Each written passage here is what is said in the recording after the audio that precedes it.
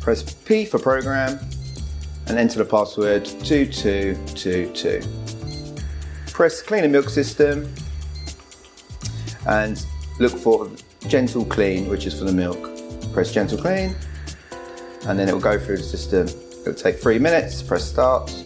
It will say use the Jura products. Press start. Put the container into the drip tray. Then use the milk tablets to clean. And upside down, press the blue button. Open fridge, remove milk hose, put it through, and attach the container. And now press next. Make sure the hot water is over the canister in the middle.